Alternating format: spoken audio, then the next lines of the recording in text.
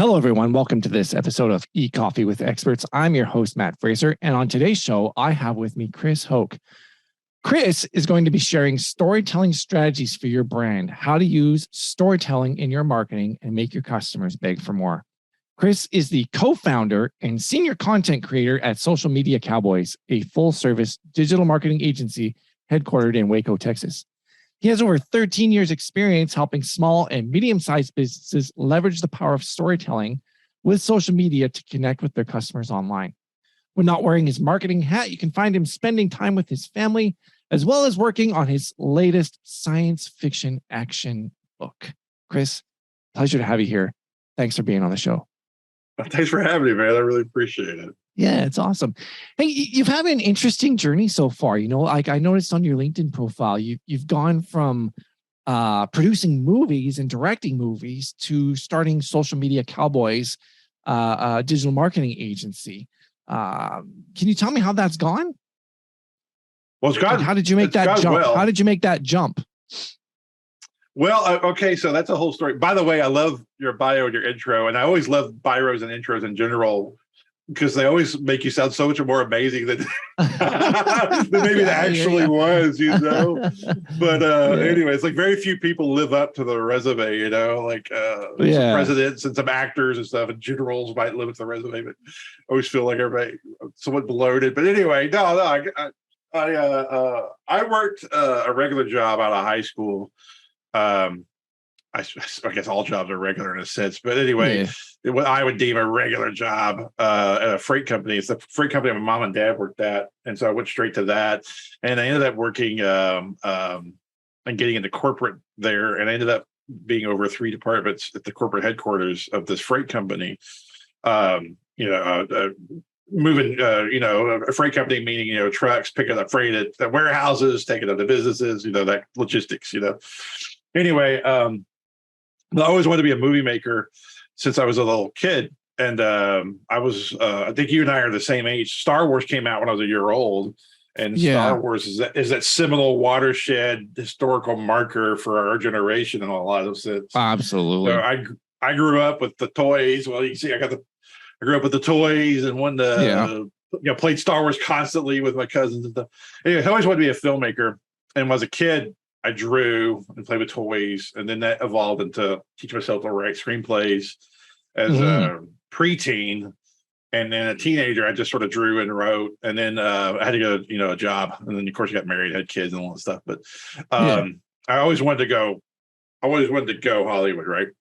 But life happened. So anyway, long story short, I'm working at Central, and I just couldn't stop feeling this pull.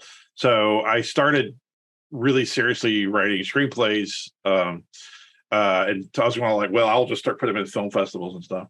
And then that really wasn't satisfying me, so I started volunteering for these video production crews around town. I even got a side job at a local TV station. And then the big thing happened was I got a gig on a reality show with Ted Nugent. Ted Nugent lives in this area, or at least his summer home or something here. Ted Nugent, the rocker, he had a reality show film, and so I got on that crew, and so I was working 3 jobs at one point. And what happened was my day jobs, TV station and the freight company said, "Hey, you need to pick which career you want." So I told both of those. Well, they said, "Okay, well, I'll pick that one." And so I don't think they really expected that answer, but I cold turkey quit both those 2 jobs to work on the reality show. And of course, that was a limited gig. And when it ran out, I had no job, but I was happy. I was so happy. Working in freight at a real job like that was prison. It was an absolute prison. Yeah. I'm sure you had a day job you felt like was a Oh, absolutely. prison yourself. Oh, absolutely. You might be like me. I'm unemployable now. I don't think I could work for a company, like where you hire, you have to talk to HR and fill out forms and stuff. I don't know that I can do that anymore. No, I can't. I'm very fortunate that I'm working for Digital Web Solutions and the freedom that they give me to conduct these shows, and it really has lined up with my skill sets. So, and that's important. Corporate America doesn't really cater to that. It's sort of like fit you. Well, I know you're in Canada, but probably it might be the same up there. But you sort of like, hey, we have a role, stick into it, and then when you run out, we get somebody else to stick into that role, and that's not really the big greatest thing. Yeah. But anyway, so after I cold turkey quit, I had to make a living, so I was doing video. The idea was, well, I'll do video for weddings and commercials and stuff like that.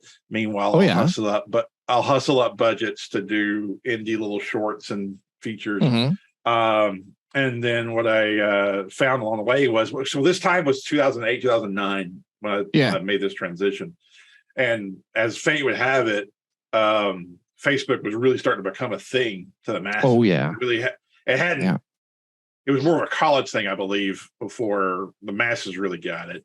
Yeah. And MySpace, I didn't really get into MySpace. I sort of missed the whole MySpace thing. I was totally too busy raising kids and working and stuff. Yeah. I thought that was all just dumb. So I totally missed. Yeah. So I've always felt bad. I missed the MySpace thing, but I'm not the only one I find. Like it felt like everybody at the time, but now I find out it really wasn't everybody.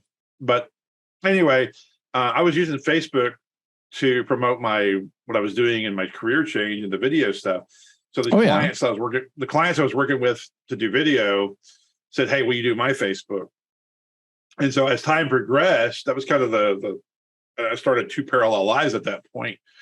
There was this guy in the indie movie world, and when I say indie, I mean like micro budget, B grade stuff that you would get put online. Oh yeah, there's a whole. I'm not sure. Start somewhere.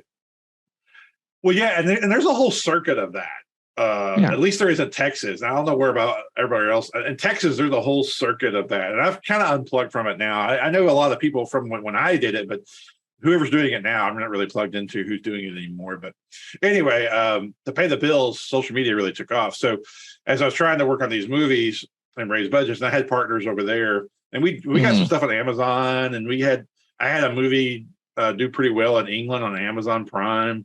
I would hate for anybody to see them now. I'm so embarrassed by them in a way. But there's really, I don't know. And that's kind of what led to the book. We'll get to that. But anyway, what paid the bills was Facebook, and what paid the bills was social media. And helping businesses with that.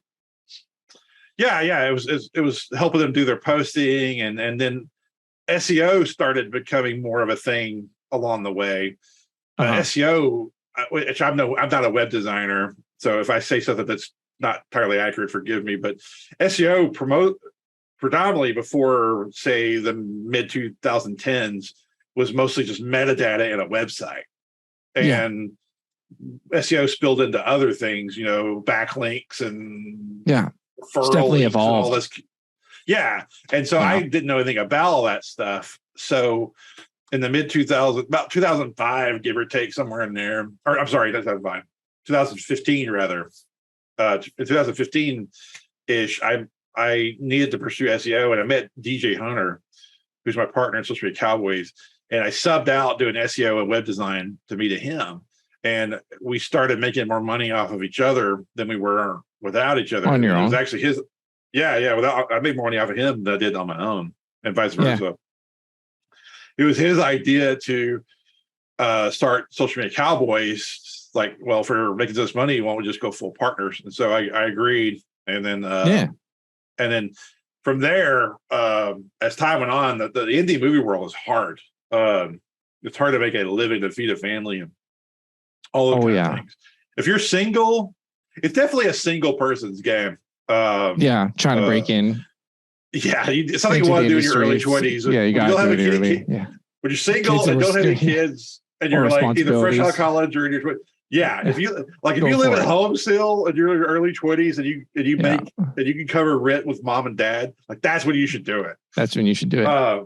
Totally when you should do it. But anyway, so it just became too hard to make money there. So I stopped fighting it, and I said, well, I'll just focus on the marketing company, and then that creative stuff that's inside of you for these stories you want to tell doesn't go away. So then I just said, well, I'll just focus that in a book. And so I'm taking forever writing this first one, but I'm doing that on purpose. I have always had a tendency to say, well, I'm so good that if I just do it, it'll be great. And that never really has worked for me on the movie side. It's somewhat worked with me in marketing, but it's never really worked for me in the movie side. So I've got somebody guiding me and helping me, and I'm trying to do it the right way. So anyway, that is a quick overview of how the heck I got here. Yeah. Well, what skills from your time in working as a movie producer, director, and in that industry has helped you in running your agency?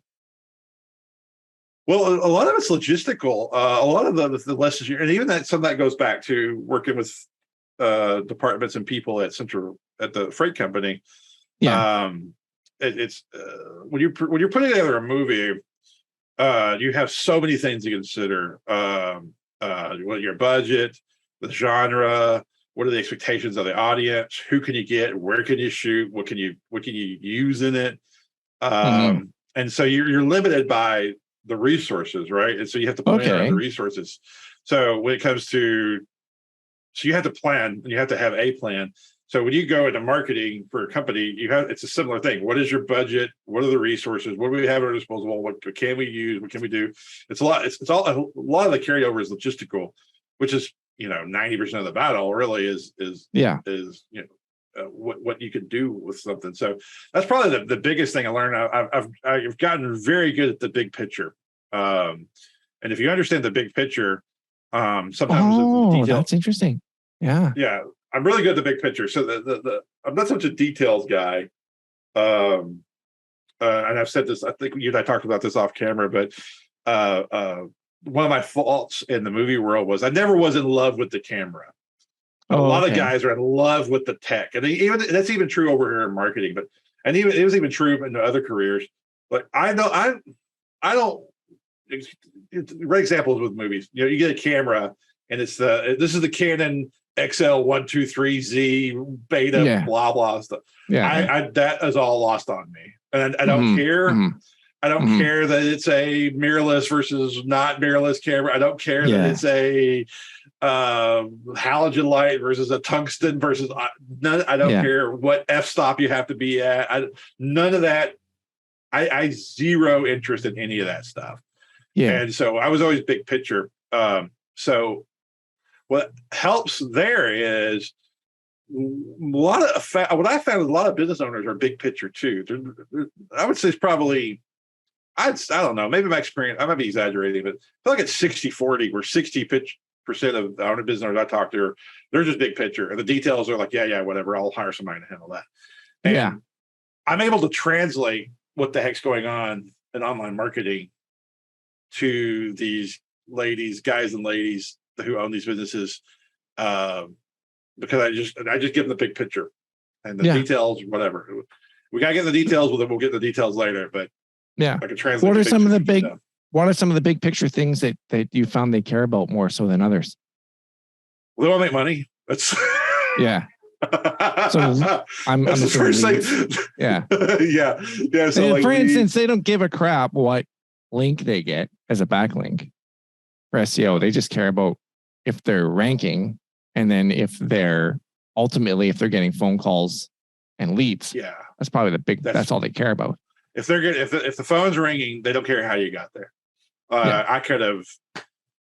I mean, as long as you're not doing something immoral and unethical or something, or illegal or whatever, as long as you're not doing one of the ills or, you're, as long as you're not doing something like that, they don't care. They don't care if Twitter is what seals the deal, if YouTube, if they don't.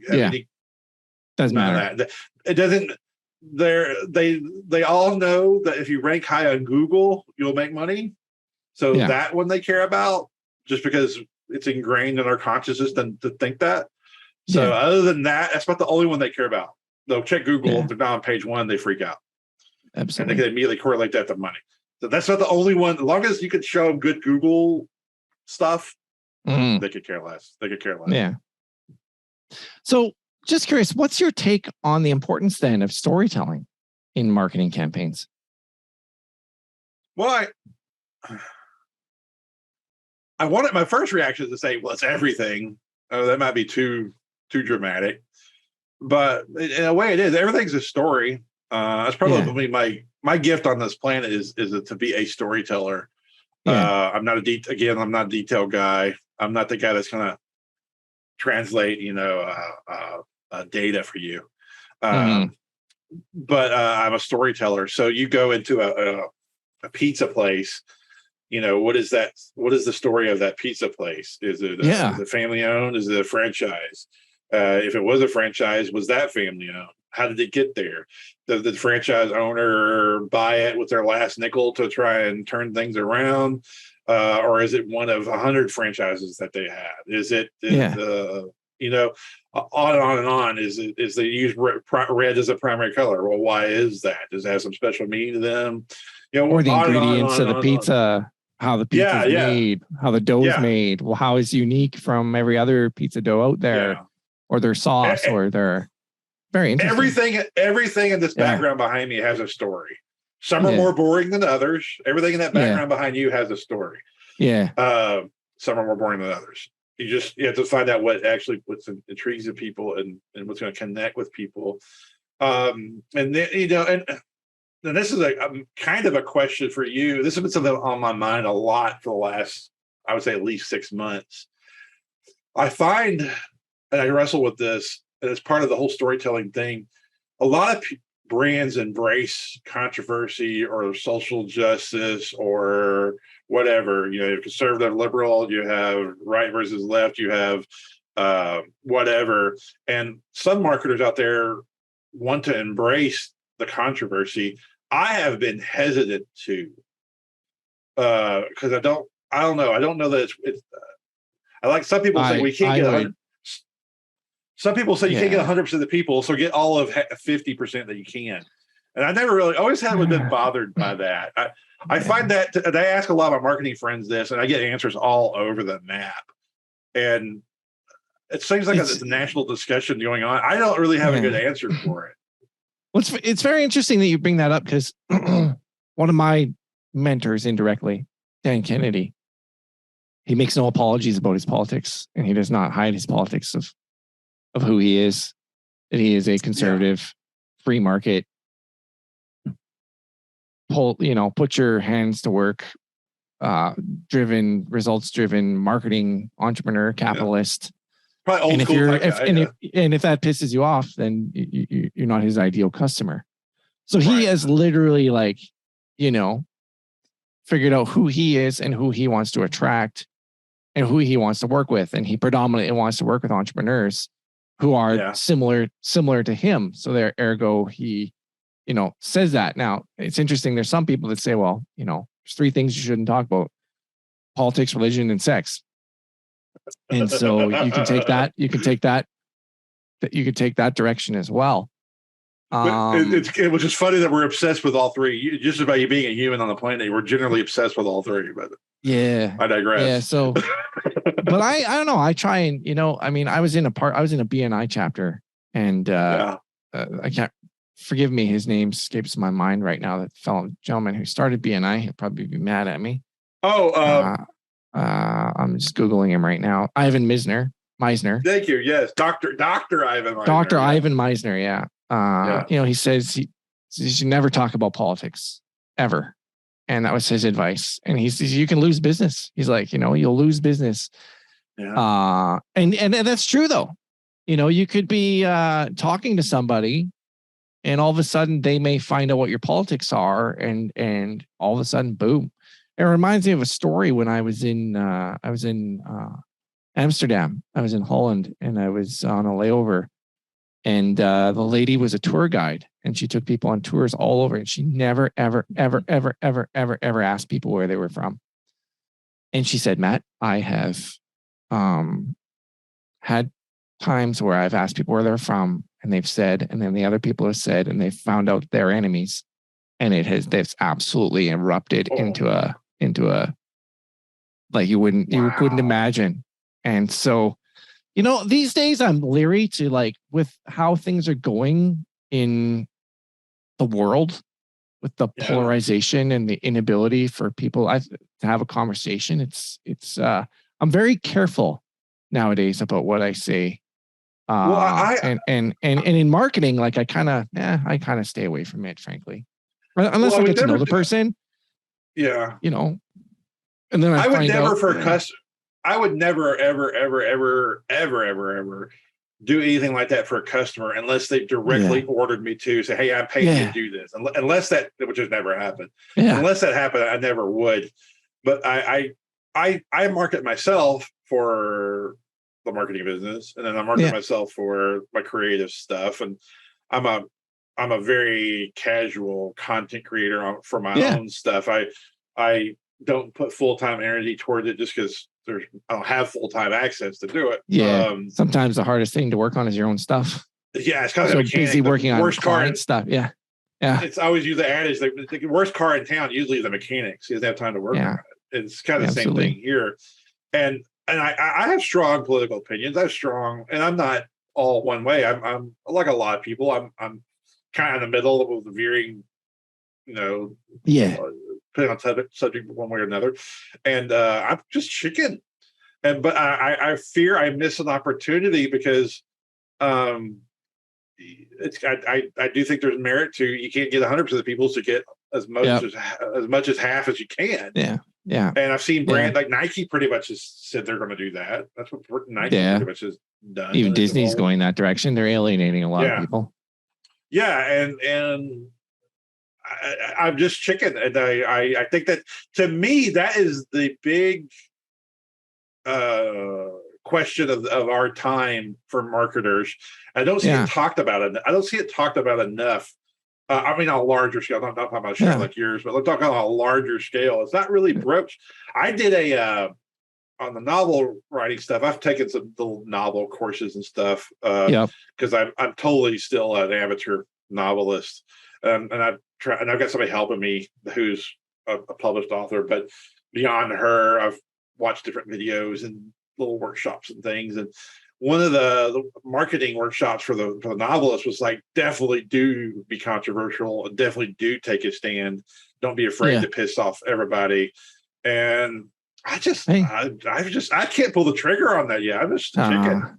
I'm just a chicken, man. Well, I think in some ways, eliminating that side of it, trying to find out who your audience is. And if you're narrowing down and drilling down and finding out that your audience really is those type of people, then you need to tell the story in language that they understand. So whether or not, like if you're working on a campaign, like if I'm working on a campaign for something like, for instance, let's just say a gun campaign for the NRA. I mean, it's going to be totally different language than a campaign for pro-choice for whatever organization wants to do that. Those two extreme examples. So I think you would agree it's important to find out what the target audience is and then create a story that surrounds that speaks to that target audience, and finding out that story. Like you were talking about the pizza joint. Like it's very interesting that you brought up pizza, because Boston. Okay, so there's a company that I worked for in my life, younger, called Boston Pizza. They've expanded to the States.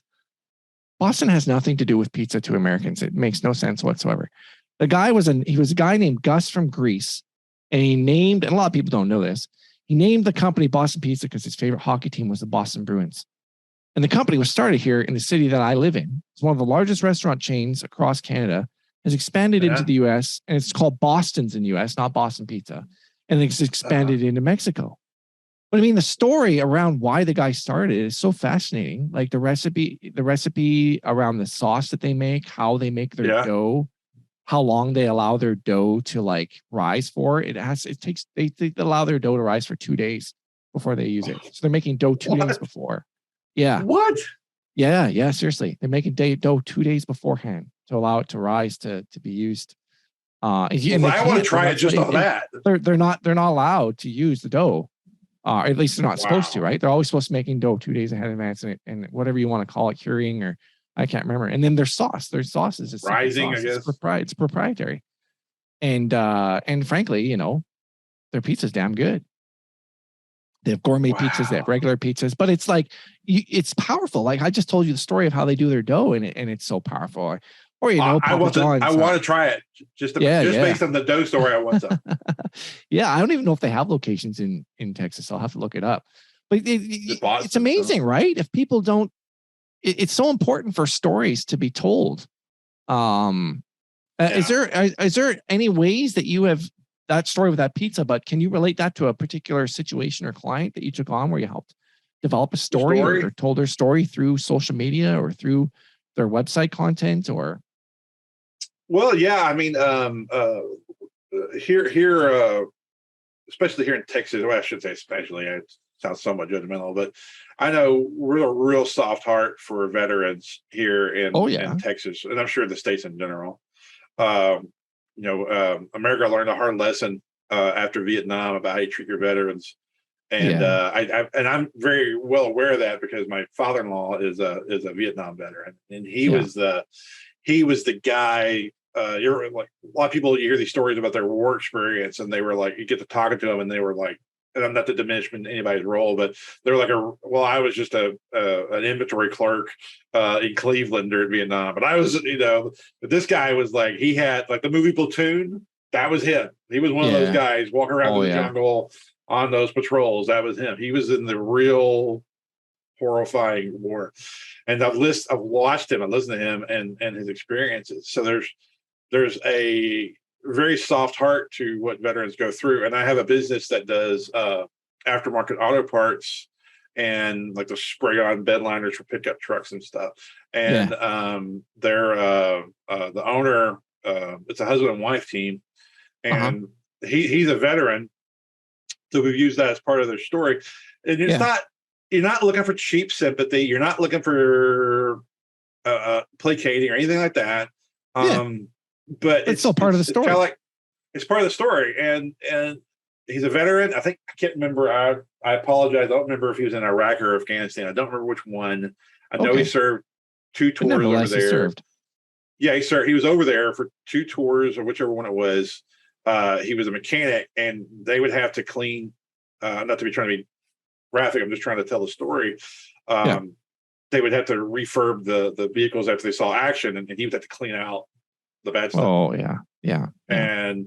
And he would see the bullet holes in the thing, and they would have to make these repairs and refit them and then send them back out. He was one of those guys. And of course, there are fire bases and things like that would come under attack, and so he saw action in a very particular way. He definitely saw the aftermath of bad things. And so he suffers. So he suffers from PTSD and whatnot. Trauma. And he's very sympathetic to the plight of a veteran himself. And his wife, the husband and wife team that own it, she is a mother of 5, which I'm not sure how many of those were born when he was actually deployed, but he's only been retired from the service for a couple of years. They started the business before he was completely done. So you have a veteran spouse who's dealt with their husband being away with multiple kids. So you have also that story. Yeah. You have the deployment, the typical soldier deployment story, and then you have the frontline keeping home fires burning story. And that's pretty neat. We don't tell their story via graphic detail. We don't tell their story via like, oh, I went through this horrible thing. Woe is me. We tell the story and like they support this. Hey, we're a veteran and we support this organization. We're a veteran and we support that organization. And so that's how so it's kind of a positive spin. Yeah, so it's not so much point. It's not capitalizing on your experience. It's that's a story to say that you support. I support this, and this is why. Yes. Yeah, it's interesting. That's very interesting. There's a very successful mortgage broker up here where I live, and he supports a youth emergency shelter, and it's for kids who are between 16 and 18 that fall through the cracks in regards to social services up here. And he tells that story all the time.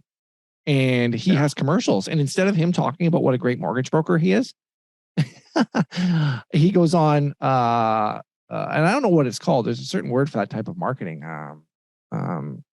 whether it's nonprofit support or whatever, or organizational marketing. Oh, yeah, I know what you mean. Yeah. You know what I mean? Yeah, I know what you mean. And so so he tells the story of that. So what you just shared with me triggered that thought. because that's very effective to not only tell your story, but also find a nonprofit or an organization that you believe in that you can tell their story. Yeah, and then they have a special needs child. Then you're getting yourself in front of your audience, but you're not being self-promoting. You're promoting and you're having a reason to be in front of them. Yeah. You don't ever want to solicit sympathy, because that you don't want to be the wiltering flower. Oh, woe is me. Everybody get the attention. No one wants that. But they even have a special needs child that they do some work with, like Shriners Hospital and stuff. Shriners Hospital, and so even that has been part of the story. Like, hey, that is so. We get to these veterans groups because of this story. We give to this Shriners Hospital because of our experience. So it's. Hey, I'm doing this. This is why, and this is what I'm doing. That humanizes the business.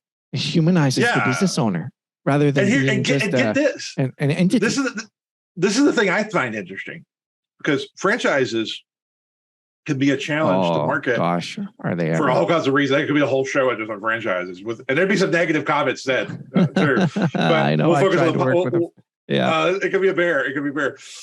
Sometimes they kick you out of their own way.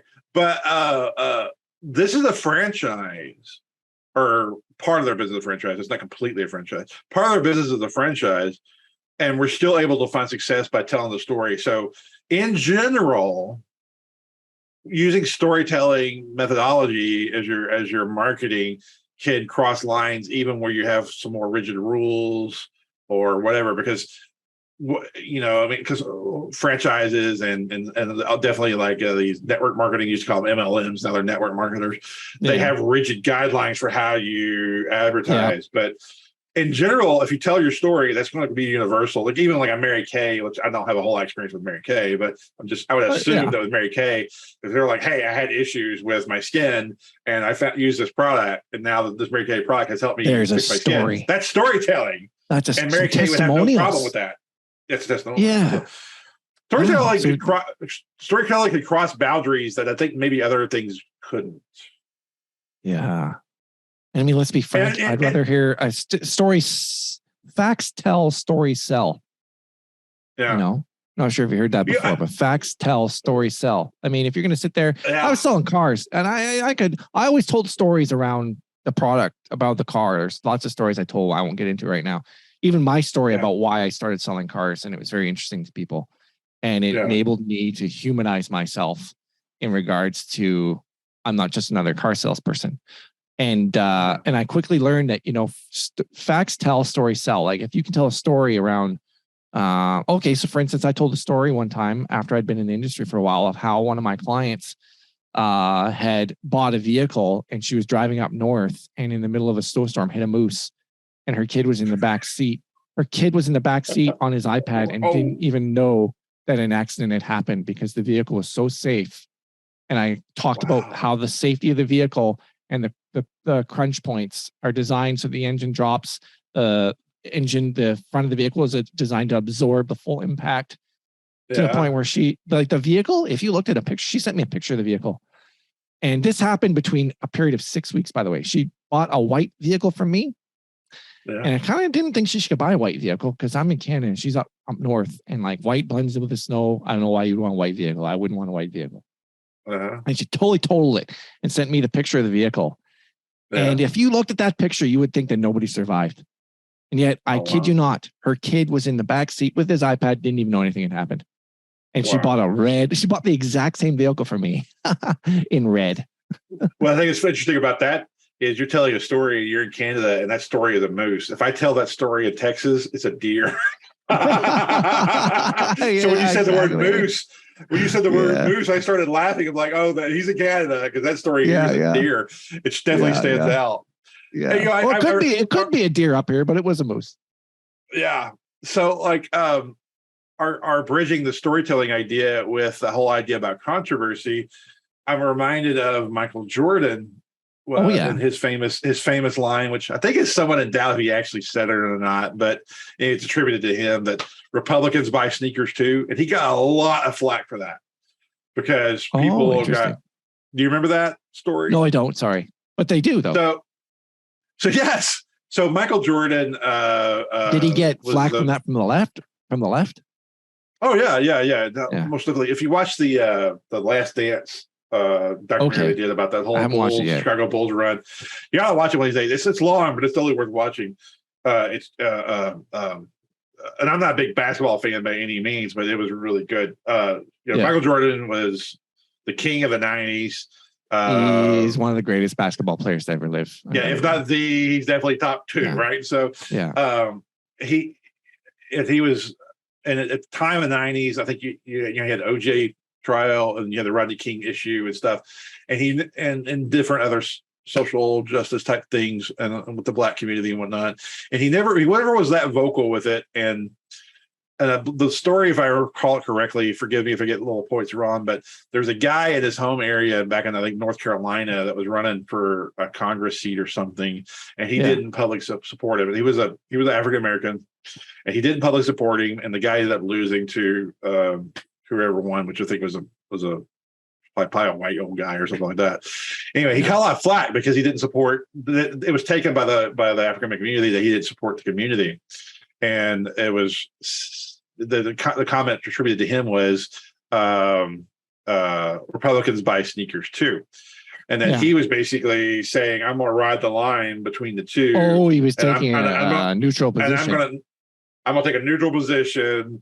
And he was derided for it because they felt he was putting, his own personal gain ahead of his community, his own pocketbook ahead of, the black community, et cetera. But on the other hand, and it's not for me to answer that. It's not for me to answer that at all, whether he should or shouldn't have done it. I think that's something he's going to have to. It's his decision. No. It's his decision, not mine. But his story, if you're connecting that controversy with the storytelling, Michael Jordan is a guy that crossed all these cultural barriers. I mean, you're in Canada and Michael Jordan. I guarantee you go to like Germany or anywhere, China, anywhere. Yeah. You know who Michael Jordan is. They're going to know Michael Jordan. So I'm just asking the question. I don't have the answer. Was his story to be neutral? Is that his story? Is that he's just somebody that is open for everybody, that does sell sneakers to Republicans and Democrats? You know what I mean? Yeah. Is maybe not, maybe didn't do it consciously, but is that because that's part of his story? Is that he's just for everybody? Yeah. I mean, I don't know. I don't have the answer. I don't know if there is an answer to this, but these are the kind of questions I ask myself all the time with my own branding is I don't want to, do I want to be that guy that takes a very pointed point of view, or do I want to sell Republicans sneakers too? Like It's interesting. I love that. To me, all these things are intertwined, and it's like this decisions have to be made.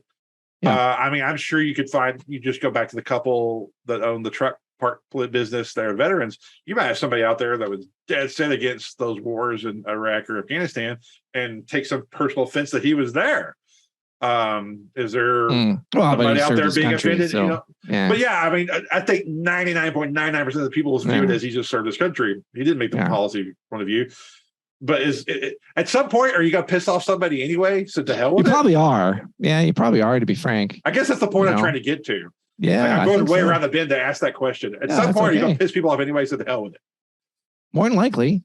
I mean, at some point, I think it was interesting in Dan Kennedy's book, The Ultimate Marketing Plan. He talks about identifying who your customer is not, and that might be more important than who they are in a way. Yeah. Well, and then in a way of figuring out who they are. But here's another thing. Coming back to what you were talking about, you mentioned video, like how key in your history and your experience with video. How effective have you seen video be used to tell the story for some of the clients you've worked with? Oh, it's greatly effective. What I find funny is how length has totally flipped online. That's what when I think of video and for marketing, that's the thing that I think I laugh at it, because when I first started this, and we did indie film and stuff like that, online video needed to be like 30 seconds. Even sometimes 30 seconds was too long, right? Yeah. 3 minutes. 3 minutes was an epically long internet video. Now it's completely acceptable to make a hour-long YouTube video and put it out there. Whether that's ideal. I'm not a YouTube marketer per se myself, so I don't know if that's an ideal scenario, but it's totally done. Like, what's his name? Oh, Joe Rogan. I mean, his videos are ridiculously 3 long. hours. 3 hours. Yeah. The Elon Musk stuff is like 3 hours. I've watched some of them, maybe not all at once. But he did a 4-hour show with Alex Jones. I'm not saying I'm an Alex Jones supporter. I'm not. Yeah, but I know very minimal about him. If you take him as entertainment, he's a riot. Yeah. But if you start going down his rabbit hole, it's problematic. But anyway, I heard he admitted that he went off the rails a little bit, and I believe so. That's true. He admitted to going off the rails a little bit and then came back. But I'm a little more familiar with him than maybe some of your average listener, just because he's from Austin, and I remember him being on radio back in the day, long before he was a household name. I heard his broadcasts like in the 90s. Oh, right? Wow! And so, like, to me, he's still that guy in Austin. To everybody else, he's this big national boogeyman. To me, he's just the guy down in Austin, So I have a different context for him. But anyway, he did a 4-hour show with Joe Rogan, and I think I watched every last second of it because it is the most.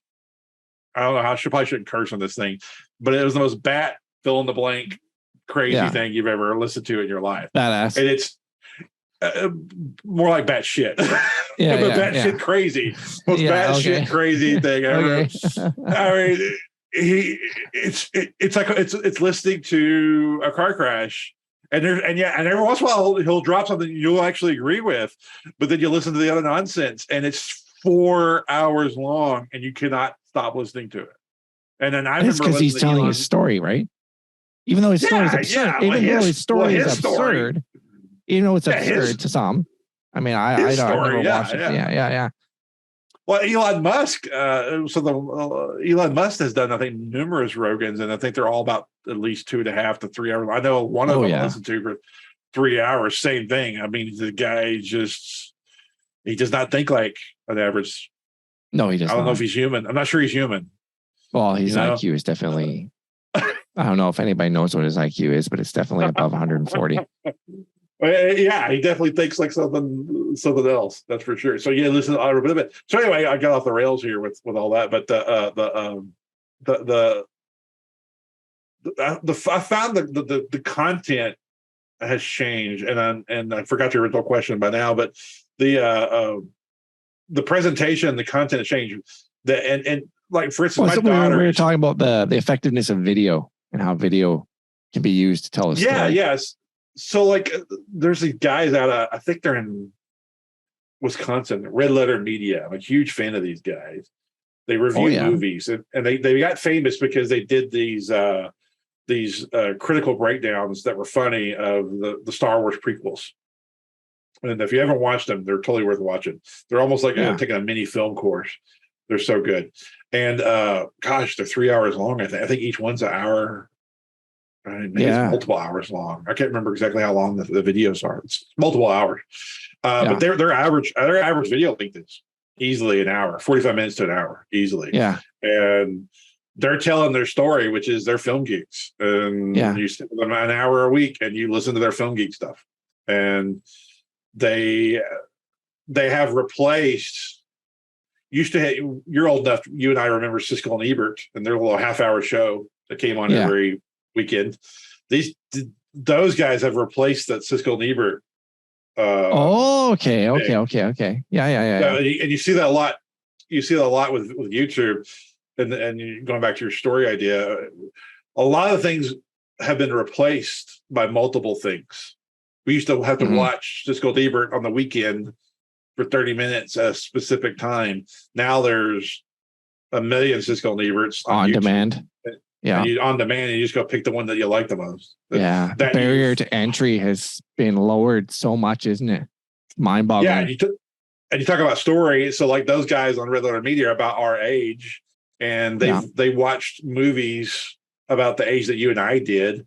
And so we have the same sort of like cultural background. So when they make a reference, I get the reference. And so that there's that, their story is that they relate to me. Yeah. And so I listen to them anyway. Yeah. I feel like I go down rabbit holes, man. I'm sorry. Oh, it's all good. Don't worry. It's all good. We still had some interesting conversations about it. So there's different ways, some of the things you talked about, like, telling the story of the product, telling the story of the business owner and their story of how they started the business, and even telling the story of organizations that they support to bring in a story. Those are some great ideas. You can even use that in telling the story of developing your copy and finding out who your audience is to tell the proper story, and whether or not you should tell your story to a particular genre and audience. Like, for instance, a lot of people like stories. Like, let's just be frank, not everybody is going to go to a Marvel movie. Not everyone. It does appeal to a wide segment. Not everybody is going to go to a martial arts movie. Not everybody is going to go to a romance. I hate romance movies. You can't drag me to a musical. Listen, you can't pay me to watch a musical. My wife, I love her to death. Most important person in my life. But she loves slapstick humor, stupid movies like Dumb and Dumber Revisited. Like, I can't stand that stuff. That's funny. She just loves it. She just laughs her ass off. And I'm what's funny is this is the dumbest thing I've ever watched. You and my wife could probably get along watching movies, and I'd probably get along watching your wife. My wife can't stand Airplane and Dumb and Dumber. And I love those. I love those damn things. Yeah, and the thing is, I don't hold that against her or think she's wrong, or she just enjoys it. And it's interesting. Yeah. It's interesting. When we're developing stories as marketers, we really need to think about so many different things about who the audience is, what's the story behind the customer, what's the personality, and all of those things in order to tell a good story. But you've given some very good insights about, if I had to say there's one big takeaway, rule, takeaway, whatever you want to call it, to me, it's like you have to be authentic, and I think that word has been that word has been overused to the point that's been diluted. And I think it's lost its impact. And I think that's a real shame, because you see the word authenticity thrown around. With these. So there's this. There's a whole like world of like these marketing seminar type stuff, which some are great, and some of them are just crap, right? And authenticity is one of these words that gets thrown around among those whole seminar types to the point that they're inauthentic. They're almost inauthentic in using the word authentic, and I think that if you go back down to the real intention of what real authenticity means, I think that you can't fake it till you make it. I think you have to bring who you are. Legitimate. You bring who you are until you make it. Because people could spot a fraud. People can smell a fraud a mile away. We can, can't we? As much as society gets accused of being stupid, and don't get me wrong, I mean, there's way more dummies out there than we need. I know. Heck, I might be one of them on certain days, right? I have my bad days, but like, we could just tell. Yeah, we could just tell. It's almost like the cartoons where the wolf puts on the sheepskin and tries to all the sheep are like, there's something wrong with this cat. We know. You can just tell. You can just tell when somebody's trying to be compassionate, but they're not. They're trying to be empathetic, but they're not. They're whatever. You can just smell it a mile away. I mean, you see it in politics. You see it with celebrities. How many times have you heard like a news person like, "Hey, I was there at such and such." You find out that they weren't there. They always get found out. Yeah. They always get found out. Disingenuous or deceitful. Yeah. So I think that going back to the veteran truck park people. That's really their story, and they really did struggle, and they just tell their story, and it connects with people. And if you don't buy with them, that's fine. You still connect with them, and you understand that's who they are. And you probably remember them. Yeah. So like with me and my story, I just have to present people to who I am, and if they take that, great. If they don't, that's fine. At least I didn't BS them. You know what I mean? Yeah. And And I know there's all kinds of other methodologies or whatever or whatnot, but to me, it's like always start with the truth. Always start with if you know, don't adopt things that, and like for instance, don't lie about the ingredients in the sauce. Don't lie about the ingredients sauce, and don't take on causes that everybody knows darn well you don't care about. Yeah. Oh, you know wow, that's a good one. Yeah. I mean, like, let's be honest. Like, if all of a sudden out of nowhere I started like wearing my hat on Save the Seals. Well, yeah, I think you should save the seals, but I've never in my life ever talked about that. I live in the middle of Texas where there's no water around. There's no water, no seals. It would be like there's no seals. It would be completely disingenuous to say this is the hill I'm dying on, folks. People will be like, why? Yeah. They'll be like, yeah, I agree. You should save the seals, and I'll be like, yeah. I agree. You should save the seals, but like, it would be a little authentic that I hung my hat on that. I think there should be something way more authentic, way more real to me. I understand what that I saying. would take on. You know what I mean? Yeah, saving the deer. Yeah. Saving the deer would be a whole lot more resonant. Yeah, a little more authentic. If you said save the moose, that's going to make more sense than save the African elephant. You'd be like, well, you're in Canada, you know? Yeah. Anyway, absolutely. That's extreme. Those are extreme cartoonish examples. Yeah. But I think you get the idea. I think you absolutely. You have to really rediscover what authenticity is and really apply it. Not the seminar version, the real version. Yeah. So how can our audience, our listeners, viewers connect with you online if they want to? Socialmediacowboys.com. It's plural, cowboys.com. Okay. So we're always, the website's there, got a contact form. Always active on our Facebook page. You know, one little side note there. Go ahead. So of course we're on LinkedIn. You can find me on LinkedIn, Social Cowboys on LinkedIn, etc. One little side note about our Facebook page and the story and authenticity and all this stuff. Sure. So our Social Cowboys Instagram and Facebook page, you'll see just nothing but memes. Years ago, I started to try and post about like conversions and analytics and all the science stuff that you and I deal with, right? Yeah, yeah. No one cares. You got no likes, no impressions. Yeah. Dude, this is the God's honest truth. If I had time, I'd find it and send you I shared a meme. I got lucky and I found one of those. You know the Leonardo DiCaprio meme where he's got the T from Django Unchained, he's laughing and he's like he's got the smug face. I found one of those memes early on and shared it there. And I got 2 million plus impressions off of that meme. Wow. So I decided, well, no one's going to really care about analytics and conversions and blah, blah stuff. I'm just making this a fun page. Yeah, hey. So our Social Media Cowboys page for our marketing engine is just a fun meme page. Yeah, and that's cool. It gets way more reach and impressions. And I get people commenting positively all the time saying, awesome. I really like watching y'all's memes. It's funny. And that's kind of our story. I mean, if you talk to me and DJ, kind of like this, we just jack around. That's just, that's really authentically who we are. We're and then you take what you learn and help other businesses to tell their story. Yeah. Hey, that's our story, man. I'm sticking to it. Well, I want to thank you so much for being here. It's been an absolute pleasure talking to you. All right, bud. I appreciate that. We'll make sure to put your contact info in the show notes. All right, man. All right. Have to do it anytime. Yeah, right on.